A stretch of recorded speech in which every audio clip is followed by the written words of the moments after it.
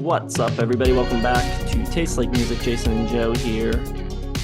Cake Week on the channel. We've already ranked the 6 studio albums. Now we're going to give you our top 10 favorite songs by Cake. We'll go back and forth, and you started the albums video, so you can start this one as well. All right, I'll start number 10 for me. One of the few songs outside the 90s that is going to make my list, but I got The Winter from Showroom of Compassion. Really like the synth sounds here. It's sad and pretty, very nostalgic. It's almost like indie pop, which usually is a strike against it for me, but I like what they do here. It's a different sound for them. Still got the classic delivery. Still got a great jumpy bass line. So it's new but also old, just like nostalgia. My number 10 is Meanwhile, Rick James. Just some interesting lyrical twists on this. I like when he says, "We'll swim in your kidney-shaped pool." Uh, those kind of things just are great. I love his lyrical turns of phrase. Not real sure what's going on in this song. I don't know who Fawn, Joe, and Tootsie are and what Rick James is doing, but it's very catchy. My number 9 is going to be Mexico from Prolonging the Magic. Just a lovely country waltz, nice pedal steel, very pretty. It's another sincere song, which, isn't exactly what they're known for, but I think McRae pulls it off really well.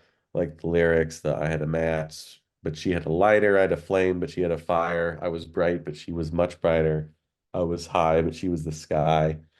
I think those are just really nice lyrics. And, pedal steel makes everything sound better too. My number 9 is Ruby Sees All from the first record. Greg Brown's lead guitar work on this track is killer. I think it's some of his best playing. Totally original, both in the tone and in the playing itself. And amazing maraca work, too, which I don't think I've ever said on the channel before. That's a first. My number 8 is going to be Open Book. Kind of classic Cake. It's got some jazzy horns, a great bass line. But I really like how abnormal McRae's vocal cadence is. And he's just unique and interesting all over Fashion Nugget, but this one just stands out for just sort of keeping you like off balance, just the way he's singing, which I dig. My number 8 is Shadow Stabbing, again from Comfort Eagle. This one's really like kind of a simple song. It's pretty tightly constructed. I think really it's the repetition when he says "say it all." He just kind of says "say it all" a bunch in this song, and it's really catchy.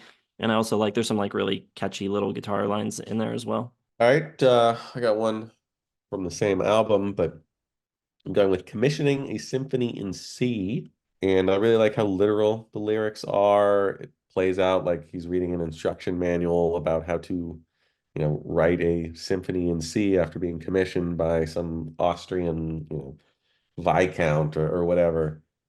And it's just a cool concept, very Cake, very no one else would write a song about that or in this style. And all that's good, but it's also very catchy. And I really like the way the synths have that sort of classical, highfalutin sort of sound as well, which kind of clashes in a nice sort of cakey way where it's, they give you things and they give you other things that don't quite sound the way that you think they should, but it all kind of works. My number 7 is Pentagram. Again, Greg Brown's playing just so good. He's flying through all these killer country lines while John McRae is very dryly delivering lines about ashes of dead babies and like pentagrams. And it's just really silly. And they sound deadly serious doing it, which I love that juxtaposition. All right, my number 6, kind of similar to Commissioning a Symphony. In C, I got Opera Singer. It's another one where, he's an opera singer and it's very like cut and dry about singing about like what he does as an opera singer. And the song sounds nothing like an opera or anything like that. So, it's just classic Cake.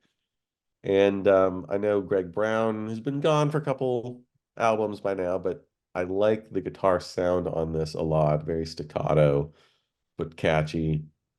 It's got a killer bass line, as most of my favorite Cake songs do. And it's just a very interesting, cakey song. And yeah, that's what I'm here for Cake Week. The cakiest songs.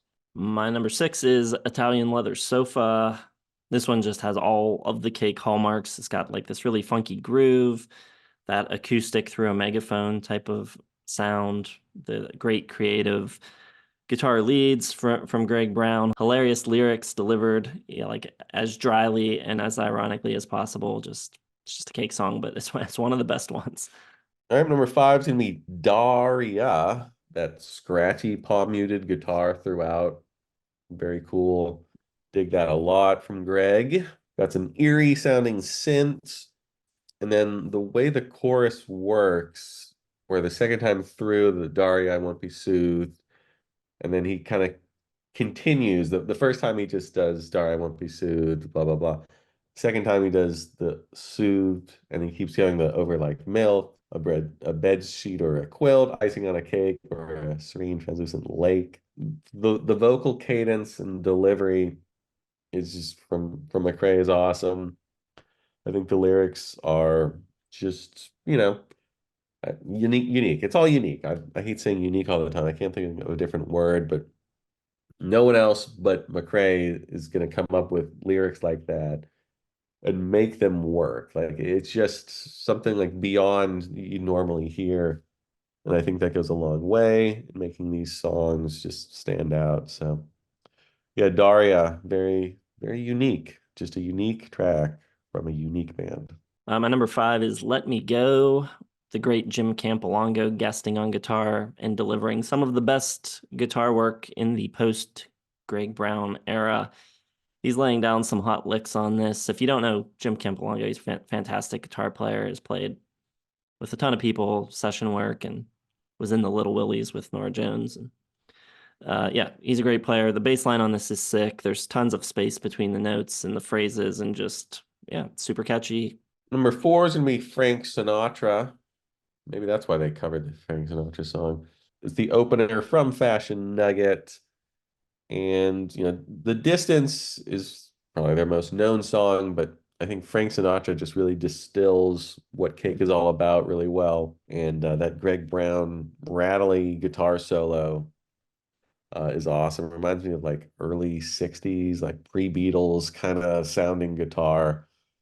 And that was Greg Brown. He just brought in all these interesting influences, the rockabilly and the early 60s sounds. Whatever he was doing was really working. It's got like a menace, sort of mystical sound to the song as well. It's just a really cool track. My number four is She'll Come Back to Me, just one of the most straightforward and like seemingly earnest, whether it is or not, Cake songs that there is. Just a lovely country tune, sweet melody, pedal steel, organ, got some trumpet crying out in there. Just a good country tune, and not a lot of the other stuff that they dabble in, but it's nice to see them play it straight once in a while. And they're actually surprisingly effective at it on this. I agree. That's why it's my number three. She'll come back to me. And I guess if you haven't heard all of Cake's albums, like the pedal steel kind of comes out of nowhere, and obviously it's a welcome surprise for me. Like Jason said, it's really pretty. It's very sincere. It's just a good counterpoint to all the laconic, dry vocals and sort of, smart ass kind of lyrics that we get on much of the album. And you have something like this, which is just the opposite of that. And it's a nice oasis in that slackery alternative style. So works really well. The Tex-Mex horns are great. It's just a lovely song. My number three is the first song on the first album, Comanche. And I think it just establishes them immediately with a sound that's like no one else's. It's kind of loungy, jazzy, maybe a little bossa nova-y, but it has these mariachi horns on it and his unique vocal delivery. And just really, there's nothing like it before it or since, really. Well, number two is going to be friend is a four-letter word from Fashion Nugget. A lot of Fashion Nugget here. I love the guitar arpeggios on the acoustic guitar from McCrae. The slightly menacing tone of his delivery. But then on top of that, you have these shiny synths. and you got some cool electric from Greg Brown. You got the horns popping in. It's just one of the great examples of Cake doing so, like, there's so much going on this song, but none of it's like stepping on the other, and it's just the way it's all separated and they all kind of get these chances to shine, I think is awesome. I don't know, just really appreciate the way that they're able to pull that off and integrate all this disparate sounds and all these different instruments and make it sound so good. My number 2 is Stick Shifts and Safety Belts, which I think is just a ripper. He's just tearing through the guitar. The lyrics are hilarious. He's talking about, bucket seats keeping his baby too far away. And I distinctly remember the first time that I listened to this when they get to the bridge and he like kind of holds out the words of a lot of good cars are Japanese. I just remember that cracking me up so much back in the day when I first heard this. And yeah, this song has always been a favorite of mine from Fashion Nugget. I think it's hilarious. And I think just the playing is so good. So yeah, perfect. Well, I'm going with the other car song from Fashion Nugget as my number one. It's a basic choice, but The Distance is my favorite Cake song. It always has been. It probably always will be. It was arranged by McCrae, but it was written by Brown. So it sounds like a Cake song, but it doesn't have the same type of lyrics and, vision as McCrae did for, the protagonist of the song. It's kind of like straightforward, what you hear, from other bands. I don't think Greg Brown's nearly the lyricist, but just the way it sounds like two different kind of things coming together, I think makes it very unique in their catalog even. It's just earnest, but it still sounds like Cake. So a strange outlier in really the history of popular music. Now that you think about it, but that bass line, you know, God, all I need really is the bass line for this to be number one. It's one of my favorite bass lines of all time. Just that revving, thumping, pumping, the way it becomes an automobile, I think is just awesome. And they nailed it. It's a great song. I love it. My number 1 is Rock and Roll Lifestyle. And a lot of my list, the other 9 songs, have been about the musicians and the playing and the guitar parts and bass lines. But this one is all about the lyrics. It's so funny and incisive and like hits close to home. And he just like totally dismantles rock fandom. I just think it is clever and funny and infectious and catchy and just a great tune. So that is my favorite Cake song. None of the singles. We went single free. Well, none of the big hits. A lot of those were just outside of my top 10. Rock and Roll Lifestyle was a single. It was, I believe, their first taste of its success, getting some play on 120 minutes and stuff like that. But it seems that song is like kind of like a Cake hit retroactively. Like I don't think it was a hit once The Distance hit and people went back. That kind of became a fan favorite, I think. All right, let us know what your favorite Cake songs are and what we missed and how you would have ranked things differently. Hit the like button, subscribe, hit the bell for notifications, check the video description if you'd like to join our Patreon or check out our social media or our merch. Thanks for watching. We'll see you in the next one.